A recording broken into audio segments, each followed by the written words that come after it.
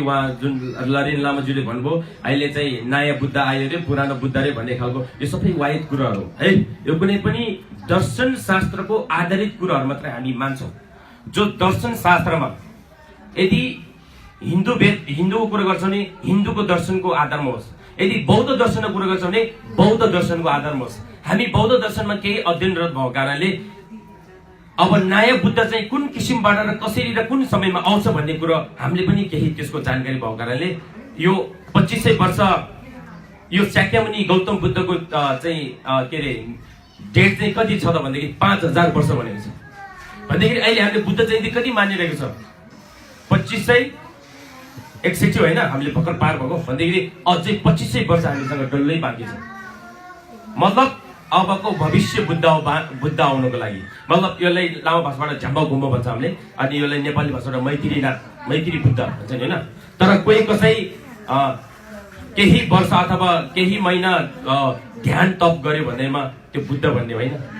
र यस्तो खालको ध्यान तप गर्ने तपस्वीहरू बुद्ध पछिको प्राचीन भारतको हिस्टोरी हेर्यो भने, प्राचीन भारतको इतिहास हेर्यो भने यस्ता महासिद्ध पुरुषहरू 84 वटा चाहिँ पाइदा जन्मिनु भएको छ महाभारतमा, पहिले प्राचीन भारतमा। जस्तै अहिले तपाईँले सुन्नु भएको छ त्यो भित्र पनि नाम चलेकोहरू नागार्जुन, आचार्य नागार्जुन भन्ने, आचार्य आसङ भन्ने, आचार्य विश्वबन्धु भन्नेहरू, उहाँहरू के थियो त भन्दाखेरि उहाँहरू पनि यस्तो खालका खाना नखाएर तप गर्न सक्नेहरू, यसरी चाहिँ विभिन्न बुद्ध जस्तै जुन ज्ञान प्राप्त गर्नुभएको। तर उहाँहरूले कहिले पनि म बुद्ध भनेर भन्नुभएको हामीले स्टोरी पाउँदैनौँ। र त्यो मात्रै होइन, फेरि यो बौद्ध धर्म भारतबाट चाहिँ भारतबाट सिधै 6औं शताब्दीतिर चाहिँ 7औं 8औं शताब्दीतिर चाहिँ भोटमा विकास हुँदाखेरि भोटमा चाहिँ जस्तै कि मिलारेबा भन्ने जस्तो महायोगीहरू त्यहाँ चाहिँ त्यसरी तप गर्न सक्ने, उठेर हिँड्न सक्ने त्यस्तो महायोगीहरू फाइदा भयो त्यहाँ भोटमा पनि। तर त्यो योगीहरूले कहिले पनि म बुद्ध भनेर हामीले कुनै पनि दर्शनमा उल्लेख भएको हामीले पाउँदैन। भन्दाखेरि आज नेपालको कुनै पनि एउटा ठाउँमा अथवा 6 वर्ष 10 वर्ष कति तपस्या गर्यो होला, बुद्ध भन्न सक्दैन। यो बुद्ध दर्शनले यो दिँदैन, यो अधिकार दिँदैन बुद्ध दर्शनले है। कोही व्यक्तिले के भन्यो हामी त्यसमा सवाल होइन, दर्शन शास्त्रले के भन्यो हामी त्यसमा टेकेर चाहिँ वकालत गर्यो। त्यही कारणले हामी के देख्छौँ त, कसैले भन्छ नयाँ बुद्ध आए रे, कोही हामी चाहिँ पुरानो बुद्ध भयो त्यसो भए। तर बुद्ध हजारौं आए पनि त्यो बुद्धको दर्शन एउटै हुन्छ, त्यो बुद्धको स्वभाव एउटै हुन्छ। त्यो बुद्धले अर्को बुद्धको हनन गर्ने र अर्को बुद्धको अस्तित्वलाई मेटाउने त्यो अर्को बुद्धलाई कहीँ पनि अधिकार छैन। यो बौद्ध दर्शनले भन्छ, यो कुरा याद राख्नुहोस्। किनकि आज यहाँ चाहिँ मैत्रीनाथको बुद्धको दर्शनले चाहिँ पुरानो बुद्धको चाहिँ मूर्ति फ्याल्छ रे, अब पुस्तक फ्याल्छ रे, जलाएर अस्ति चितवन तीर्थ जलाए भन्ने पनि कुराहरू हामीले पायौँ। तर यो गलत हो, एकदम बिल्कुल गलत। कहिले पनि एउटा बुद्धले अर्को बुद्धको हनन गर्ने कहिले पनि गर्दैन। यो एकदम प्रश्न हुनुहोस् तपाईँहरू। किनकि हामीले यो देवेसँगै मार्मेन्जे दादासँगै सकेतो माओसँगै झम्बाकुन भने चाहिँ त्रिबुद्धको व्याख्या गर्छौँ। त्रिबुद्धभित्र 5 बुद्ध को थियो त भूतकालको बुद्ध भन्दाखेरि मार्मेन्जे भनेको दीपङ्कर बुद्ध थियो।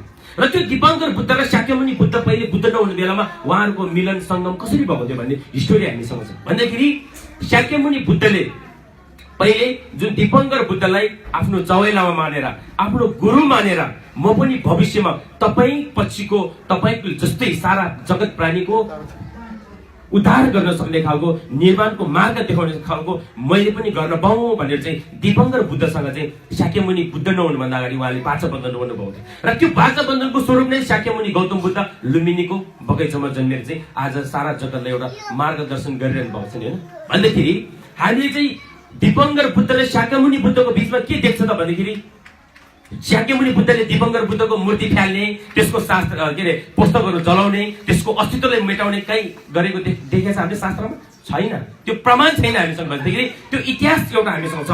जस्तै कि दीपङ्कर बुद्ध र शाक्यमुनि बुद्धको भेटलाई, त्यसको मिलनलाई, त्यसको सङ्गमलाई हेर्दाखेरि उहाँहरू गुरु चेलाको सम्बन्ध छ क्या। जुन दीपङ्कर बुद्धले शाक्यमुनि बुद्धले चाहिँ आफ्नो गुरु मानेको छ र त्यो गुरुको आशीर्वाद, त्यो गुरुको वाङ, त्यो गुरुको अभिषेकले नै के भयो त आज उहाँ यो जगतमा शाक्यमुनि गौतम भएर आउनुभयो। यदि दीपङ्कर बुद्ध नभए भए शाक्यमुनि बुद्ध पनि बुद्ध नहुने थियो। त्यसै कारणले यदि अब भविष्यमा आउनेवाला यदि झम्बागोमा भने मैत्रीनाथ बुद्ध छ भने अब त्यो मैत्रीनाथ बुद्धले शाक्यमुनि बुद्धको अस्तित्वलाई मेटाउने काम कहिले पनि गर्न मिल्दैन। जस्तै शाक्यमुनि बुद्धले दीपङ्कर बुद्धले जसरी आफ्नो गुरु भनेर मान्नु भएको थियो, त्यो मैत्री बुद्धले पनि शाक्यमुनि बुद्धलाई गुरु भनेर मान्नुपर्छ। इतिहासले यो बताउँछ। हामी इतिहासको कुरो गर्ने हो र त्यसको शास्त्र वेदमा के छ त्यो कुरो गर्ने हो। को व्यक्तिले के भन्यो, त्यो रामबहादुरले के भन्यो, त्यो वीरबहादुरले के भन्यो, हामी त्यसमा सवाल छैनौँ। बौद्ध दर्शनले के भन्यो त्यसलाई हामी टेकेर हामी समाजमा त्यसको चाहिँ वकालत गर्यौँ। त्यही कारणले सम्पूर्णले यो कुरो चाहिँ एकदम तपाईँहरूले चाहिँ प्रश्न हुनको लागि अनुरोध गर्दछु। यदि बुद्ध नाम चाहिँ मैत्री बुद्ध भन्ने, फेरि बुद्धको नै थाङ्का जलाउने, बुद्धको नै शास्त्र वेदलाई जलाउने, फेरि बुद्धको मूर्ति नै फ्याल्ने, यदि यो कार्य गर्छ भने यो बुद्धिस्ट होइन। यो बौद्ध मार्गले कहिले पनि गर्दैन, यो विशुद्ध बौद्ध मार्गले कहिले पनि गर्दैन। यो बुद्ध नभएर अनबुद्धिस्ट हुन्छ। यो बुद्धले कहिले पनि गर्दैन, किनकि हजारौं बुद्ध भए पनि त्यो बुद्धहरूको एउटै हुन्छ स्वभाव। त्यो बुद्धहरूको एउटै स्वभाव हो, एउटै उनीहरूको एउटै चाहिँ उहाँहरूको चाहिँ उद्देश्य हुन्छ।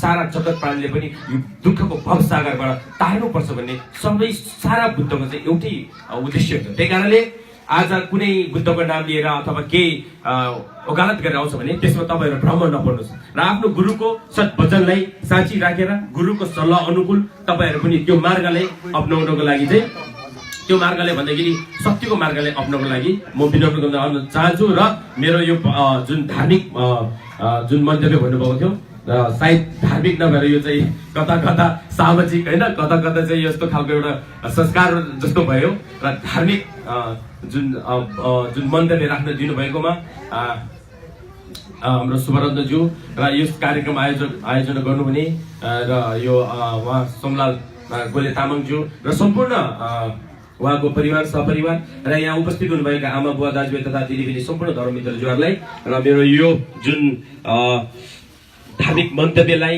जुन तपाईँहरूले जुन सहजपूर्ण एकदम शान्तिपूर्वक बसेर सुनिदिनु भएकोमा धेरै धेरै मैले धन्यवाद दिँदै र मेरो यो अहिलेको धार्मिक मन्तव्य चाहिँ यही टुङ्ग्याउन चाहन्छु। हस्त धन्यवाद। ल सुफ्या बोल्न त्यसले